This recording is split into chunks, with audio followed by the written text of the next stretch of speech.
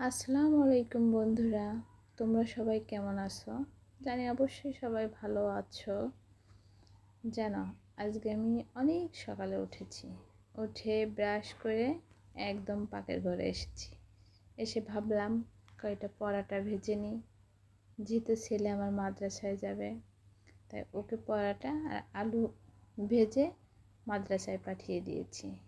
এখন আমি আছি রুমে আর বাবা আছে, তাই বাবার জন্য ভাবলাম কয়টা পরাটা ভাজি। আসলেই সত্য কথা বলতে কি জানেন, আমার না সকালবেলা ঘুম থেকে উঠতে ইচ্ছা করে না। সকালে যেন বেশি ঘুম পাই।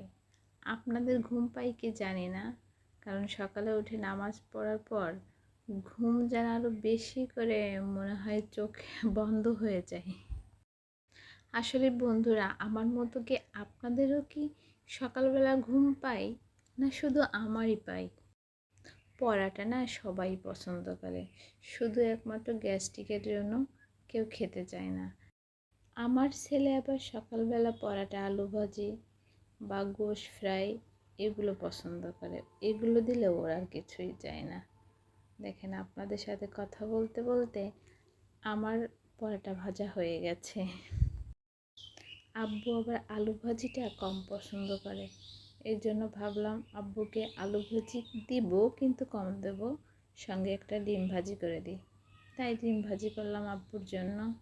আব্বু আবার রুটি বা ডিম ভাজি অনেক পছন্দ করে, পরাটার সঙ্গেও ডিম ভাজি অনেক পছন্দ করে। এই জন্য ম্যাক্সিমাম সময় তাকে রুটির সঙ্গে বা পরাটার সঙ্গে ডিম ভাজি করে দিই।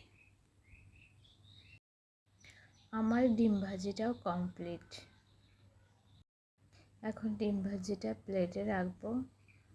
শুধু ডিম ভাজি দেব এটা মনে করে ভাবলাম যে থাক, একটু আলু ভাজিও দিই, কারণ বেশি দেব না, সামান্য দেব। আমরা সবাই খেলাম, আব্বু খাবে না, তাই একটু আলু ভাজিও দিলাম সঙ্গে। এখন আব্বুর খাবার আব্বুকে দিয়ে আসি। আব্বুর নাস্তাটা দিয়ে আমিও খেতে বসে গেলাম। এখন যদি আমি না খাই, যদি আমি ভাবি যে পরে খাবো, থাক, তাহলে আমার আর খাওয়া হবে না। ওই থাক পর্যন্তই থেকে যাবে, কারণ দুপুরে আবার রান্না বান্না কাজ আছে, এগুলো গুছানো লাগবে। এই জন্য আমিও খাবারটা সেরে নিলাম। বন্ধুরা দেখুন কত গাছে পানি খাচ্ছে এই বিড়ালটা। এই বিড়ালটা খুবই অসহায় না অসুস্থ? অসুস্থ। এবার ওই যে পা, ওই যে ওই পাটা দেখো, ওই জায়গায় এরকম রগের মতো দেখো বন্ধুরা, ওই দেখো ওই পাটা দেখছো? লুচি, এই লুচি, তুমি কয়দিন পানি খাও না? 3 দিন। খাও, পানি খাও, পানি খেয়ে এসে যাও।